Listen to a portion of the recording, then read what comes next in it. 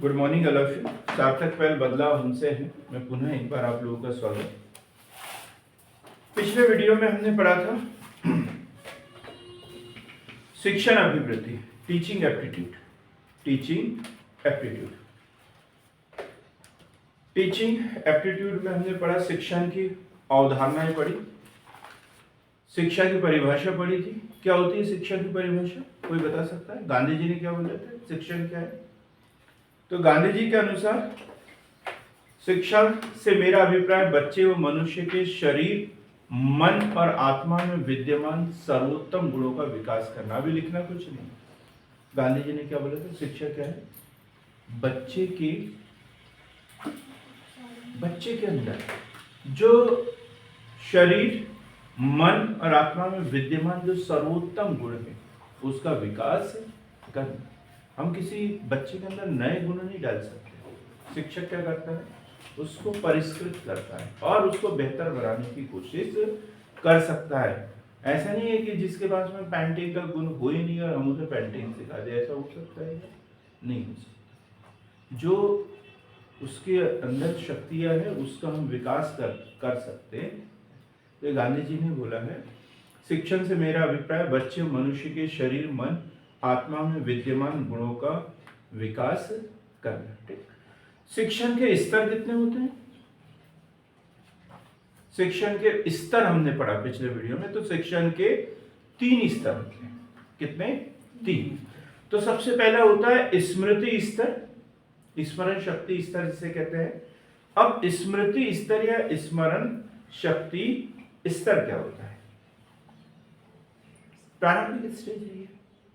बच्चा शुरू में, जैसे छोटे बच्चे को 2 साल का होता है, 3 साल का होता है, तब वो बोल देता है A for apple, B for ball, C for cat, D for dog. ये सब कुछ याद रहता है उसे, 1 2 3 4 सब कुछ आता है। लेकिन वो उस बात की समझ रहती है उसे नहीं, उसे नहीं समझ। सी फॉर कैट, कैट ला के दे दो तो भाग जाता है, उसको देख के पता भी नहीं चलता ये वही कैट है जिससे वो 2 साल से गुनगुना रहा था, नहीं पता रहता उसे, है। तो ये क्या है, सिर्फ स्मृति स्तर। बच्चा इसमें रटने के ऊपर ध्यान देता है। और क्या रटता है वो, क्या रटता है जी? जो शिक्षक रटाता है। शिक्षक कोई भी हो सकता है, माता पिता, भाई बहन, अड़ोसी पड़ोसी, मोहल्ले वाले, दोस्त दुश्मन, सब हो सकते हैं। वो सब जो रटाते हैं वो रटते चला जाता है। और अभी सबसे बड़ा शिक्षक कौन है बच्चों का, छोटे बच्चों का? हाँ जी, माता पिता, माँ। क्या बात है। गुड मॉर्निंग शांतनु जी। मैं ये बोल रहा था कि अभी छोटे बच्चों का सबसे बड़ा गुरु है मोबाइल। मोबाइल से तो सीखता है वो सब कुछ। अभी तो यही सीख रहा है। माता पिता तो है, माता को प्रथम गुरु माना गया है, लेकिन रटाने का काम अक्सर अब कोई गाने सीखना है, पोएम सीखना है तो क्या करते हैं, मोबाइल में लगा देते हैं। एक बार लगा दिया तो फिर जरूरत नहीं है, वो खुद ही लगा लेता है सब कुछ। उसको जो देखना है वो देखते चला जाता है। ठीक। तो स्मृति स्तर, इसमें रटने के ऊपर बल दिया जाता है। और केंद्र में कौन होता है इसमें? बच्चा नहीं होता केंद्र में कौन होता है? शिक्षक। उसको सिखाने वाला जो रटाएगा वही वो रट के चल जाएगा। उसको बोलते बेटा ये बड़ी महत्वपूर्ण चीज है, इसे रट लो, तो वो रट लेगा, उसको भले पता ही नहीं चले। किसने दिया था ये शिक्षण का स्मृति स्तर या प्रारंभिक स्तर जो है वो हर्बर्ट, किसके द्वारा दिया गया था? हर्बर्ट के द्वारा। प्रारंभिक स्तर जिसे कहते हैं स्मृति स्तर या स्मरण शक्ति स्तर, किसके द्वारा? हर्बर्ट के द्वारा दिया गया था। इसे हर्बर्ट शिक्षण प्रणाली भी कहते हैं। अब इसमें मौखिक मूल्यांकन होता है, तो मौखिक क्वेश्चन पूछे जाते हैं। वो रट रहा है तो ऐसे क्वेश्चन को काय में पूछेंगे? मौखिक। किसी बच्चे को, 3 साल के बच्चे को जो हर दिन ABCD सुनाता है, उसको बोलो तो Z लिख के दो, तो ये क्या है, वो बताएगा क्या? नहीं बता पाएगा। तो मौखिक, जब वो मौखिक सुनाने लग जाता है तो फिर लिखित उसका टेस्ट होता है। फिर दूसरा होता है बोध या समझ स्तर। बोध या समझ स्तर ये मिडिल क्लासों में होता है। ये छठवीं, सातवीं, आठवीं, नौवीं, 10वीं, 11वीं, 12वीं, इसमें मिडिल क्लास में माध्यमिक शिक्षा बताया, छठवीं से लेकर नौवीं से लेकर 12वीं तक। ऐसी कक्षाओं में ये बोध स्तर समझाया जाता है। बोध मतलब ये क्या है और इससे तुम्हें क्या शिक्षा मिलती है, कहीं तुमने देखा है क्या इसको, कहीं ऐसा हुआ है क्या, है ये बोध स्तर के अंतर्गत। और ये दिया है किसके द्वारा, मॉरिसन शिक्षण मॉडल। ये क्वेश्चन बड़ा इंपॉर्टेंट होता है। मॉरिसन शिक्षण मॉडल, बोध या समझ स्तर। जो रटने वाले बच्चे होते हैं वो उतना ही एक पॉइंट टू द पॉइंट, जिसको समझ में आ जाता है वो मेंस में अच्छा करते हैं, जिसमें रटने की क्षमता है वो प्री क्वालिफाई करते हैं, और जिसमें समझने की क्षमता होती है वो काय में मेंस क्वालिफाई करते हैं। और ऐसा नहीं है कि बिना रटे समझ आ जाएगी, बिना रटे समझ आएगी, मतलब स्टेप बाय स्टेप ही चलना पड़ता है। और जिसने प्रारंभिक स्तर ही अपना कमजोर रखा है वो दूसरे स्तर पर भी कमजोर ही रहेगा, दूसरे स्तर पर भी कमजोर रहेगा। भाई स्टेप बाय स्टेप ही किसी चीज को सीख सकते हैं। तो बोध या समझ स्तर किसने दिया है मॉडल, मॉरिसन मॉडल इसे कहते हैं।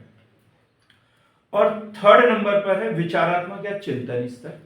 विचारात्मक या चिंतन स्तर किसने दिया है, हंट। किसके द्वारा दिया गया, हंट के द्वारा दिया गया, हंट के द्वारा दिया गया। बात समझ में आई?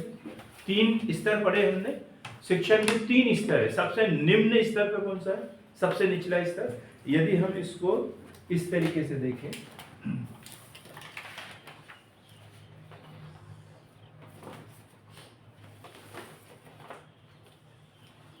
तो ये 3 है ना, ये ऊपर वाला चिंतन स्तर, बीच वाला बोध, और तीसरा वाला क्या, स्मरण शक्ति स्तर, स्मरण शक्ति स्तर। तो देखो इसका एरिया बड़ा है। शुरुआत तो सभी लोग करते हैं, जो इस स्टेज को पार करते हैं वो यहाँ जाते हैं, जो इससे पार करते हैं वो तो उच्च स्तर पर उच्च शिक्षण कम लोग प्राप्त करते हैं, इसलिए उसका कैसा है, छोटा एरिया, कैसा है, छोटा है। अमरदीप को तो आधा घंटा चाय पीने में ही लग जाता है, ऐसा 3 स्तर बताए मैंने। सबसे पहला कौन सा, स्मृति स्तर या स्मरण शक्ति स्तर। किसने दिया ये, हर्बर्ट। बोध या समझ स्तर मॉरिसन। और चिंतन या विचारात्मक स्तर किसने दिया, हंट के द्वारा, हंट के द्वारा। अब इसमें जो चीज है, पहले तो क्या है, इसमें क्या था, क्या है, सिर्फ क्या है, क्या है, क्या है, ये पढ़ा। फिर इसमें क्या पढ़ा, कैसे, कैसे है। और चिंतन स्तर में ऐसा ही क्यों है, ऐसा क्यों नहीं, ऐसा करने के लिए हमें क्या करना पड़ेगा, ये सब कुछ आगे पीछे सब कुछ सोच रहा है, तो वो कौन सा स्तर कहलाता है, चिंतन स्तर। इसमें रिसर्च वगैरह सब कुछ आता है। तो अब कर दिया ना कि ग्रेजुएशन में भी रिसर्च कर दिया, आप लोगों को पढ़ना ही पड़ेगा कैसे भी, क्योंकि ग्रेजुएशन 4 साल का हुआ ना, तो चौथा साल जो है वो काई के लिए है, रिसर्च के लिए है। आप लोगों ने भी फील्ड प्रोजेक्ट ये लिखा होगा, उसमें ये करना है आपको रिसर्च। तो ये सब चीजें हमें पता होना चाहिए। क्लियर हो गया, चिंतन स्तर। ब्लूम द्वारा शिक्षण के उद्देश्य, ये भी क्वेश्चन बनता है, ये हमने पिछले वीडियो में पढ़ा था। ब्लूम द्वारा शिक्षण के उद्देश्य, 3H किसने दिया है ये, ब्लूम द्वारा, ब्लूम द्वारा दिया है 3H। हेड, हार्ट और हैंड, हेड, हार्ट और हैंड, 3H किसने दिया ये, ब्लूम। 1956 में दिया था, 1956 में दिया। और क्या बोला, हेड मतलब ज्ञानात्मक, पहला H उसके आगे लिखेंगे बराबर, हेड काय के लिए, ज्ञानात्मक। माइंड, भावनात्मक, हार्ट, भाव कहाँ उत्पन्न होते हैं, हृदय से, भावनात्मक। और हैंड, हैंड में आता है मनो संचालित ज्ञान क्षेत्र, मनो संचालित ज्ञान क्षेत्र, मनो संचालित ज्ञान क्षेत्र। क्लियर हो गया ये? 3H वाला फार्मूला किसने दिया? ब्लूम द्वारा। कब दिया था? 1956 में। 3H है, 3H हमने ये शॉर्ट में याद किया, 3H वाला, है ना? वैसे ये है क्या चीज? ज्ञानात्मक, भावनात्मक, और तीसरा क्या बताया? मनोसंचालित ज्ञान क्षेत्र। तीसरा क्या है? मनोसंचालित ज्ञान क्षेत्र। तो भावनात्मक, सॉरी पहले ज्ञानात्मक, ज्ञान मतलब किसी भी चीज का डाटा कलेक्शन करना। क्या है ये तो हमें पता होना चाहिए, क्या है, क्या था, कैसे है, क्यों है, ये सारी चीजें क्या है? ज्ञान है। ज्ञान में जैसे हम और डिटेल में देखते हैं तो जैसे नॉलेज, सबसे पहले तो इसके पॉइंट यदि देखें तो ज्ञान में और क्या क्या आ सकता है? नॉलेज, बोध, उसका उपयोग, मतलब पहले तो ज्ञान होना चाहिए कि क्या ये कैंची है, ये चाकू है, ये चाकू है, ज्ञान में देखो ये चाकू है, ये ज्ञान है कि ये चाकू है। फिर क्या कर सकते हैं इससे? सब्जी काट सकते हैं, और यदि अस्त व्यस्त तरीके से रख दिया तो खुद को जख्मी भी कर सकते हैं। इस बात का ज्ञान भी तो होना चाहिए। जो वस्तु, जिस चीज का मतलब जिस चीज की जानकारी है उसके बारे में पूर्ण जानकारी, मतलब बोध। तो इसी में क्या क्या आता है? हेड में, दिमाग में क्या क्या रहता है? किसी चीज का ज्ञान, उसका बोध। बोध के बाद उपयोग, बोध के बाद उपयोग, विश्लेषण, विश्लेषण, संश्लेषण, मूल्यांकन। विश्लेषण, संश्लेषण और मूल्यांकन।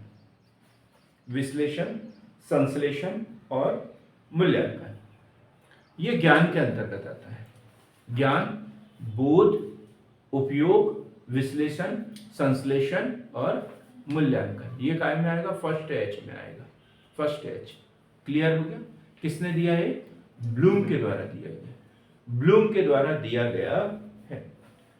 अब भावनात्मक में क्या आएगा? भावनात्मक में प्रेरणा, प्रेरणा ये हृदय से जुड़ने वाला शब्द है। दया, क्रोध, सहभागिता, अनुशासन, ऐसे जितने भी मानवीय मूल्य होते हैं सब काय के अंतर्गत आते हैं? भावनात्मक में आते हैं, जो हृदय से उत्पन्न होते हैं। बात क्लियर है एकदम? ठीक। और मनोसंचालित मतलब हस्त कौशल। मनोसंचालित में क्या आएगा? हस्त कौशल,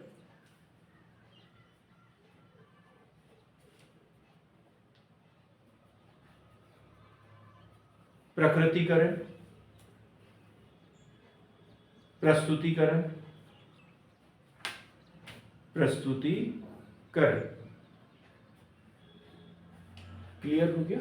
ब्लूम ने 3H, ब्लूम का मॉडल 1956। अब हम एक और मॉडल पढ़ते हैं, गैग्स। ब्लूम के बाद अब हम पढ़ेंगे गैगने और ब्रिग्स का मॉडल। गैगने तथा ब्रिग्स का मॉडल, गैगने तथा ब्रिग्स का मॉडल। बहुत शॉर्ट में, बहुत जल्दी जल्दी पढ़ेंगे, हमारे पास इतना समय नहीं है अभी कि उसको बहुत अच्छे से लिखें। तो इसमें उन्होंने 5 स्तर बताए हैं ज्ञान के, शिक्षण के 5 उद्देश्य बताए हैं। तो सिर्फ इतना सा हमें पता होना चाहिए, ज्ञानात्मक रणनीतियां, ज्ञानात्मक रणनीतियां, ज्ञानात्मक रणनीतियां, बौद्धिक कौशल, बौद्धिक कौशल, बौद्धिक कौशल, मनोदृष्टि, एटीट्यूड, मनोदृष्टि, मौखिक सूचना, मौखिक सूचना और लास्ट में हम पढ़ेंगे संचालन तंत्र या शारीरिक क्षमता। शारीरिक क्षमता।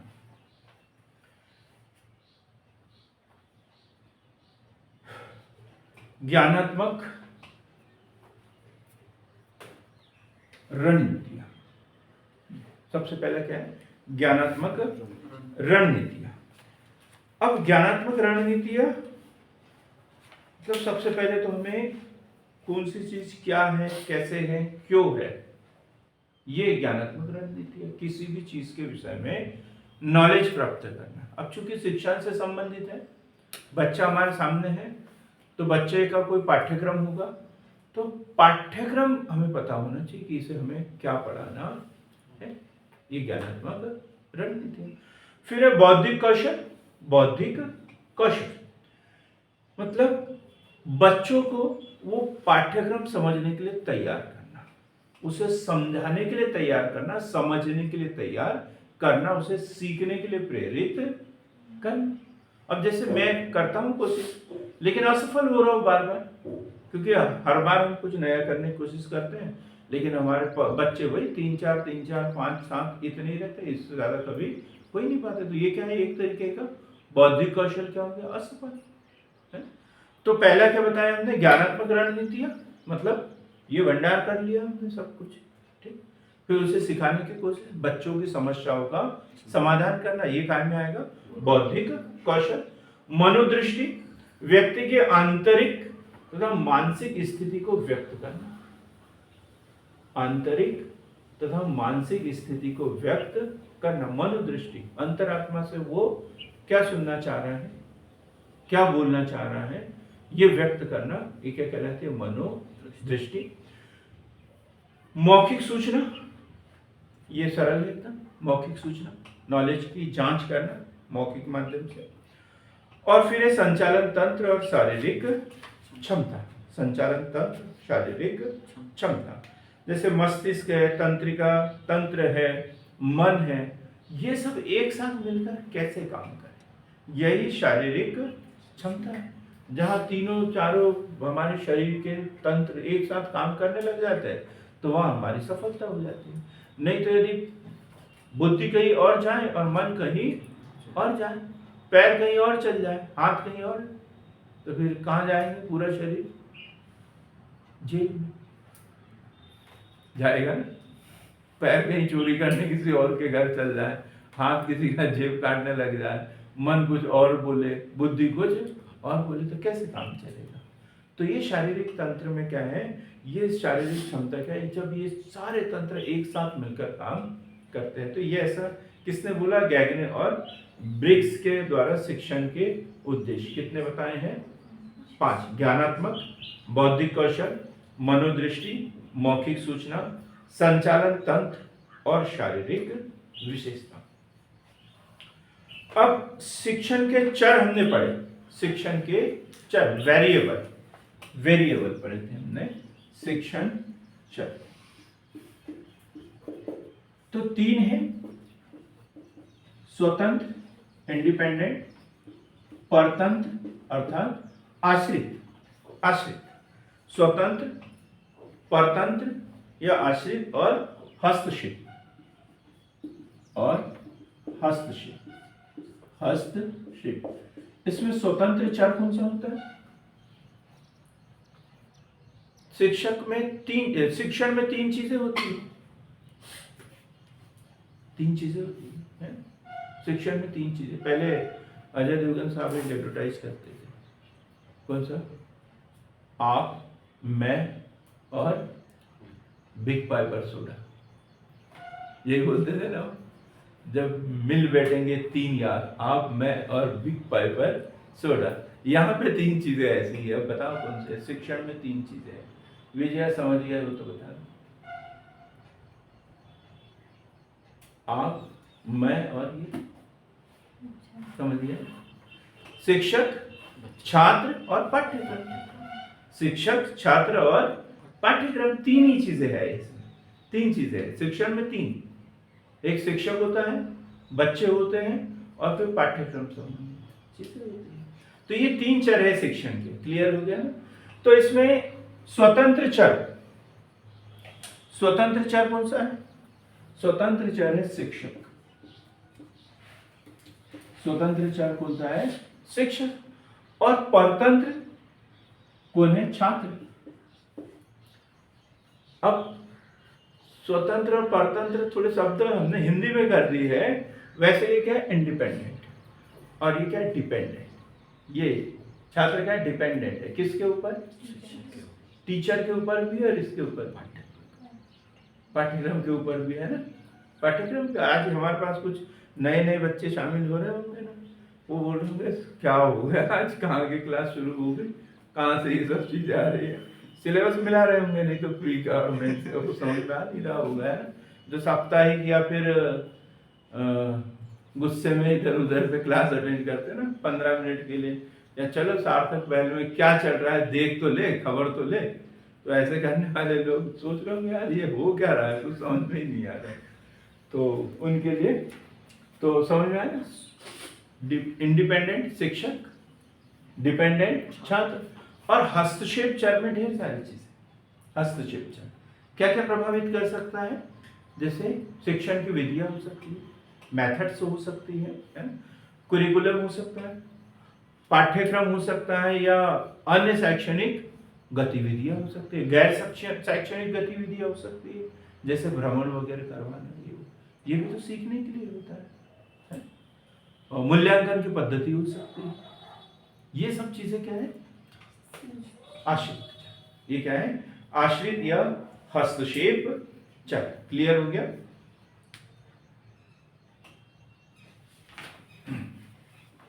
अब हम बात करते हैं शिक्षण सूत्र। शिक्षण सूत्र ये हम पहले पढ़ चुके हैं। हम क्या एक माहौल बना रहे ताकि आज जो पढ़ना है उसके ऊपर चर्चा हम कर सकें। तो शिक्षण सूत्र, तो शिक्षण सूत्र पढ़ाई कैसे की जाती है? सरल से जटिल की ओर, सरल से जटिल की ओर। पहले सरल चीजें बताई जाती है जो बच्चों से बनता है, फिर थोड़ा थोड़ा थोड़ा थोड़ा लेवल के किया जाता है, कठिन किया जाता है, सरल से कठिन। ज्ञात से अज्ञात की ओर, ज्ञात से अज्ञात की ओर। पहले जो पता है और फिर धीरे धीरे वो बताना शुरू कर देते हैं जो उसको पता नहीं है। ज्ञात से अज्ञात की ओर। स्थूल से सूक्ष्म की ओर। स्थूल से सूक्ष्म। स्थूल क्या होता है? स्थूल क्या है? अब क्या है, जैसे मैं मौलिक अधिकार बता रहा हूं। मौलिक अधिकार क्या बता रहा हूं? मौलिक अधिकार। मौलिक अधिकार से पहले क्या बता दिया मैंने? संविधान। क्या बताया? संविधान। संविधान के बाद मौलिक अधिकार। मौलिक अधिकार कितने हैं? 6 के नाम बता दिए मैंने पूरे। ठीक है। अब पहला समानता का अधिकार, और ये बता दिया अनुच्छेद 14 से 18। फिर 16 लिया, 16(1), 16(2), 16(3), 16(4). तो ये क्या है? सूक्ष्म हुआ ना एकदम। पहले संविधान, ऐसा लग रहा था संविधान तो हमें पता है, फिर उसके अंदर जैसे जैसे जैसे जैसे अंदर चले गए, घुसते ही चले गए, और जब बाहर वहां से देखते हो यार मैंने कहां से आना शुरू किया था, बड़ी दिक्कत हो जाती है। तो ये है स्थूल से सूक्ष्म की ओर। पहले बहुत बड़ी चीज को बता दिया गया और फिर धीरे धीरे उसको पार्टीशन करके एक एक एक एक चीज को बताया गया। यदि शिक्षक ने शुरू में छोटी छोटी चीजों से बताना शुरू कर दिया तो फिर उसको वहां से बाहर आने में थोड़ी सी दिक्कत होगी। क्लियर हो जाए? स्थूल से सूक्ष्म की ओर। अनिश्चित से निश्चित की ओर। अनिश्चित से निश्चित की ओर। अनिश्चित से निश्चित की ओर। अनिश्चित मतलब पहले ढेर सारे उदाहरण देते रहेंगे, इधर उधर की बातें सुनाते रहेंगे, और फिर उसका एक फार्मूला दे देंगे कि ये सब चीजें भाई समझा करो। तो पहले अनिश्चित था और फिर कहां पे आ गया? एकदम निश्चित बिंदु की ओर जो आपके ऊपर लागू होता है। प्रत्यक्ष से अप्रत्यक्ष की ओर। प्रत्यक्ष मतलब जो हमारे सामने है, भौतिक है, देख सकते हैं, छू सकते हैं, वो प्रत्यक्ष है। और अप्रत्यक्ष जो दूर की बात है, जो अभी हमारे समक्ष उपस्थित नहीं है। प्रत्यक्ष से अप्रत्यक्ष की ओर, विशिष्ट से सामान्य की ओर, विशिष्ट से सामान्य की ओर, विश्लेषण से संश्लेषण की ओर, विश्लेषण से संश्लेषण की ओर,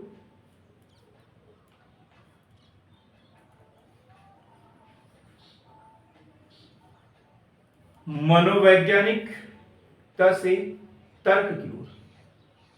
मनोवैज्ञानिक मतलब जो मन से को अच्छा लग रहा है, जो हमारा मन बोल रहा है, साइकोलॉजी की बात कर रहे हैं। लेकिन जो मन बोल रहा है वो हर चीज को मानते हैं क्या? नहीं, उसको तर्क के आधार पर देखेंगे कि ये सही है या गलत है। बुद्धि का इस्तेमाल करना बहुत जरूरी है।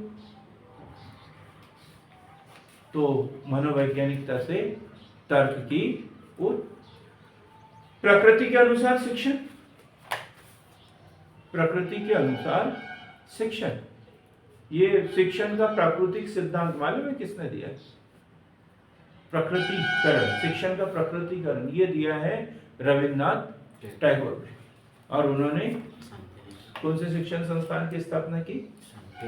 शांति निकेतन। शांति निकेतन। इंद्रियों का प्रशिक्षण, इंद्रियों का प्रशिक्षण, इंद्रियों का प्रशिक्षण, ये जो सिद्धांत दिया था, ये शिक्षण सूत्र जो दिया था वो दिया था मॉन्टेसरी और फ्रोबेल के द्वारा। मॉन्टेसरी और फ्रोबेल, मॉन्टेसरी और फ्रोबेल के द्वारा दिया गया था। और ज्ञानेंद्रिया कितनी होती है हेमलता? अरे जब हमारे गुरु लोग बड़े अच्छे थे। आप लोगों के गुरु लोग मतलब मैं अच्छा नहीं, वो आपको कोई चीज बताता ही नहीं, वो पूछते रहता हूँ पूछते रहता हूँ पूछते रहता हूँ। क्यों मतलब पहले हमारे गुरु लोग ये सब चीजें बताते रहते थे। ये ज्ञानेंद्रिया है, ये कर्मेंद्रिया है, ये सब कुछ बताते। जैसे ज्ञानेंद्रिया जो कुछ करती नहीं, ऐसा लगता ही नहीं। जैसे आंखें, जहाँ के वही है, जहाँ के वही है।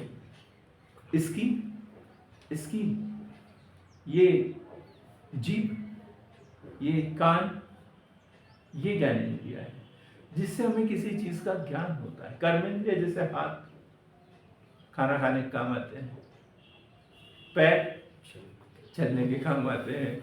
ये क्या है? कर्मेंद्रिय है, जो कुछ काम कर रही है वो कर्मेंद्रिय है। तो ज्ञानेंद्रिय जैसे आंख, कान, नाक, जीवा और त्वचा।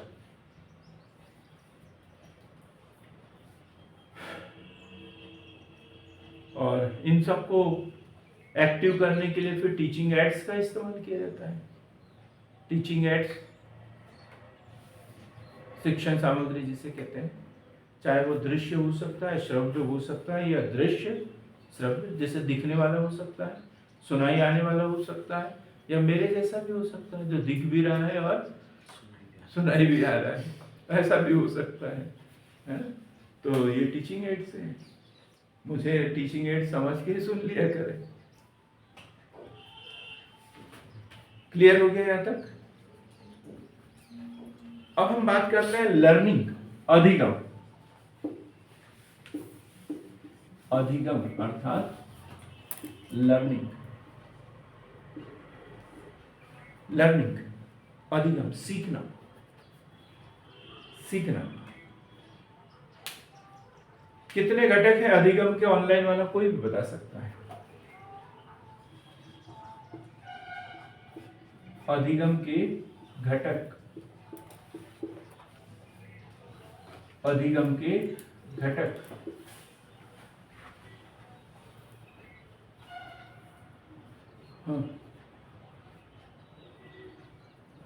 हाँ जी, 3 घटक है। ऑनलाइन वालों से पूछा था मैंने।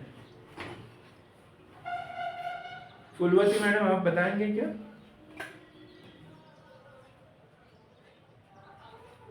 Good morning ma'am.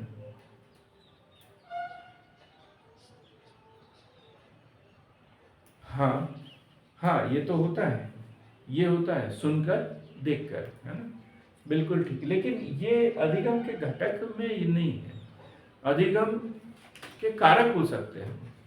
अधिगम के घटक 3 हैं, 3।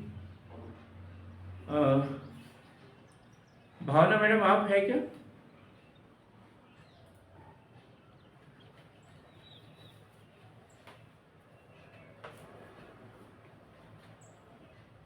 नहीं है। योगेश जी को ऐसा लगा कि अब मैं उनसे पूछने ही वाला हूँ, क्योंकि उन्होंने नेट क्वालिफाई कर लिया है। तब इनसे पूछने वाला था तो वो पहले ही चले गए, बोलते राम राम। ऐसे हाथ जोड़े और चले गए। ऐसा होता है अक्सर, ये एक विशेषता है। तो अधिगम के 3 घटक जो अभी हमने पढ़े, शिक्षक छात्र, ये वाले शिक्षक, छात्र और पाठ्यक्रम, 3 घटक होते हैं। शिक्षक, छात्र और पाठ्यक्रम। शिक्षक,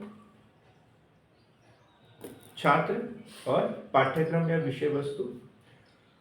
अधिगम की विशेषता यदि देखें तो अधिगम हमेशा अग्रगामी होता है, ये याद रखना। कैसे होगा? अग्रगामी, अग्रगामी। अधिगम कैसे होगा? हमेशा अग्रगामी।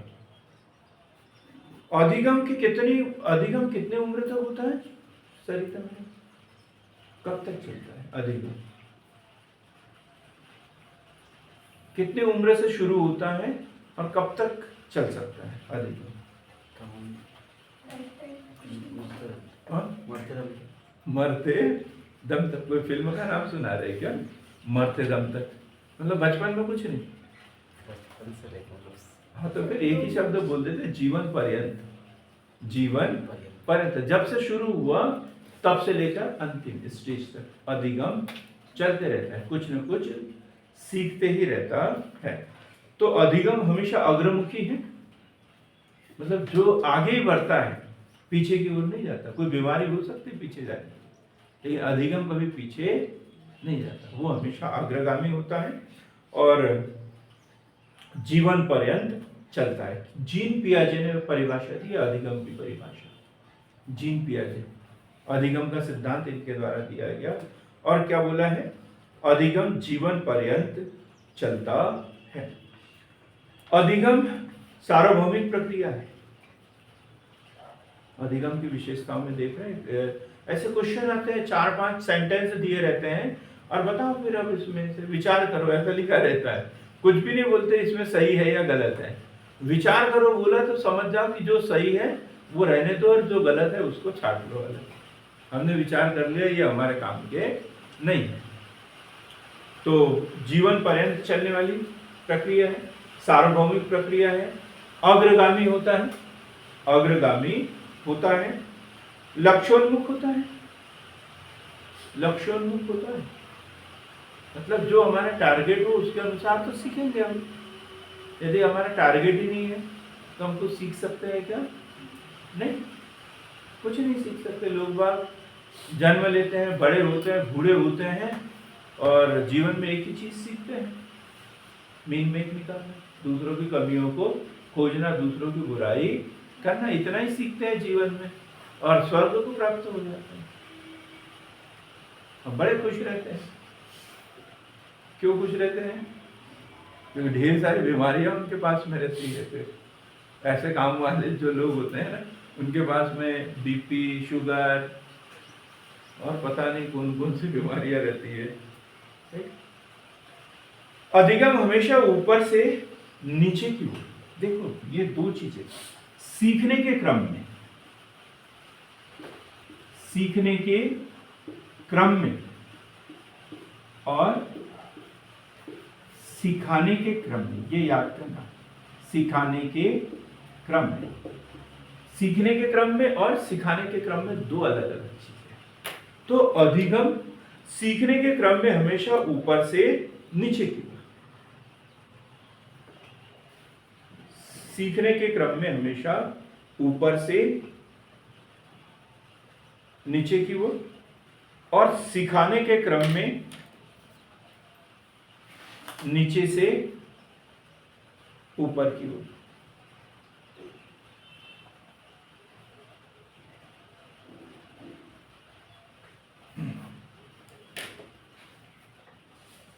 प्रतिफल सकारात्मक होता है हमेशा। अधिगम का प्रतिफल कैसा होता है? सकारात्मक। क्या है इसका मतलब? कि ज्ञान कभी बेकार नहीं जाता, कभी न कभी कहीं न कहीं वो काम अवश्य आता है। इसलिए हमेशा सीखने की प्रवृत्ति होना चाहिए। हम किसी भी स्ट्रीम के स्टूडेंट हो, ज्ञान हमें सब कुछ होना चाहिए, तो ही हमारा काम चल सकता है।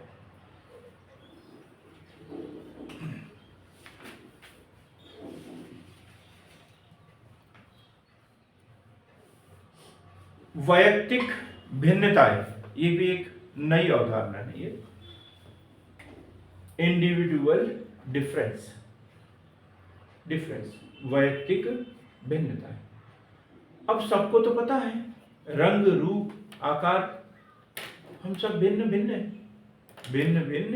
है, सबको पता है व्यक्तियों की रंग के आधार पर, सुंदरता, रूप जिसे बोलते हैं, वजन, ऊंचाई, सब के आधार पर भिन्न भिन्न है। तो ये इतनी सी बात नहीं कर रहे हैं हम, ये भौतिक है। और हम किसकी बात कर रहे हैं? लर्निंग की बात कर रहे हैं, ज्ञान की बात कर रहे हैं, शिक्षण की बात कर रहे हैं। तो वैयक्तिक भिन्नताओं के आधार यदि हम देखें, ये क्वेश्चन बन सकता है यहाँ पर। तो सबसे पहला है भाषा के आधार पर। भाषा के आधार पर भिन्न भिन्न है ना?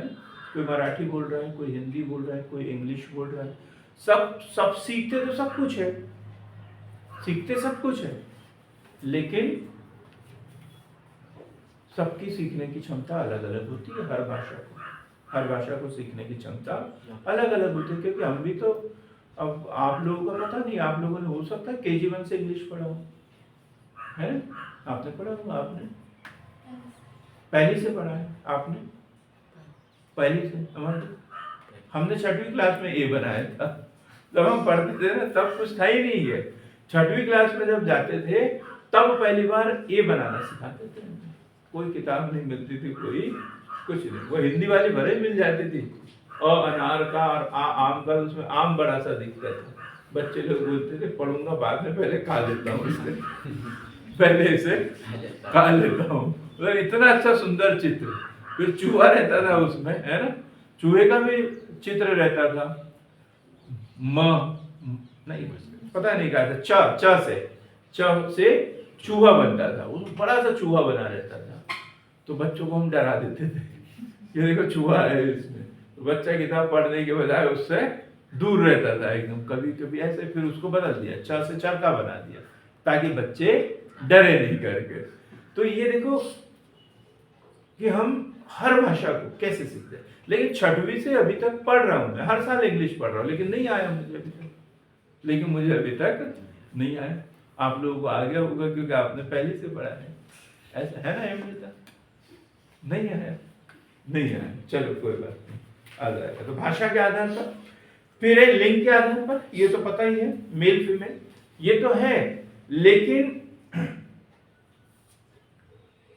इसके आधार पर भी सीखने की क्षमता अलग अलग होती है, ये बताया। पुरुषों के काम सीखने का तरीका अलग, महिलाओं का अलग। बुद्धि के आधार पर, ये भी सब में अलग अलग। परिवार व समुदाय के आधार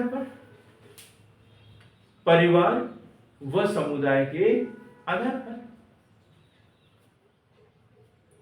अब जो जैसे माहौल में रहेगा वैसी ही चीजें तो सीखेगा। एक यदि मछुआरे का बेटा हो, तो उसे ये मछली कौन सी है, बाम है, क्या है, ये उसे बताने की जरूरत पड़ेगी क्या? वो देखते देखते खुद ही सीख जाता है। और यदि हम कितनी भी बार दुकान में मछली खरीदने के लिए जाए, तो पूछेंगे ये कौन सी है, ये कौन सी है? वो बोलेगा ले जाओ, ये मांगूर है, ये है, वो है। हमें पता ही नहीं, उसने जो बोल दिया मान लिया और लाके अमरदीप को खिला दिया। पता चला कि वो बाद में वो तो गिरगिट था। अब हम तो खाते नहीं है ना, अब अमरदीप को खिलाएंगे, अब वो कुछ भी हो सकता है। तो ये परिवार और समुदाय के आधार पर, जाति के आधार पर संबंधित, संवेग के आधार पर,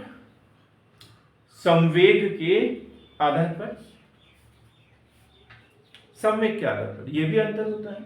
किसी को मैं कुछ बोलता हूं तो यदि मैंने किसी का नाम लिया ना, तो कुछ बच्चे ऐसे होते हैं तुरंत ही एक्सप्रेशन से ही, जैसे स बोला तो सरिता समझ जाए कि मेरा नाम स से शुरू होता है, तो वो एक्सप्रेशन दे सकता है।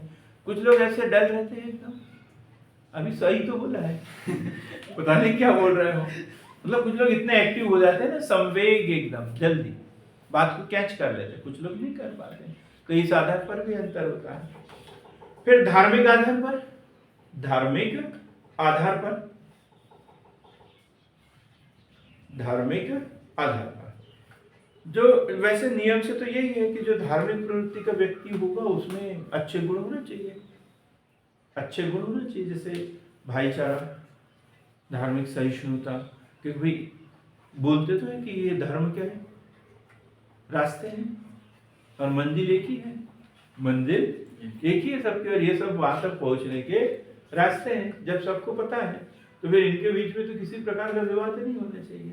अब ये नियम तो ऐसा है, लेकिन पता नहीं होता कैसा है, मुझे नहीं मालूम।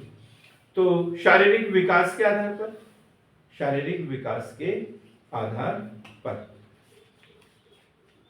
ये इतने प्रकार की विभिन्नता देखने को मिल सकती है। क्लियर हुआ? कौन कौन सी विभिन्नता हमें किन किन आधारों पर देख सकते हैं? भाषा के आधार पर, लिंग के आधार पर, बुद्धि के आधार पर, परिवार समुदाय के आधार पर, जाति के आधार पर, संवेग के आधार पर, धर्म के आधार पर,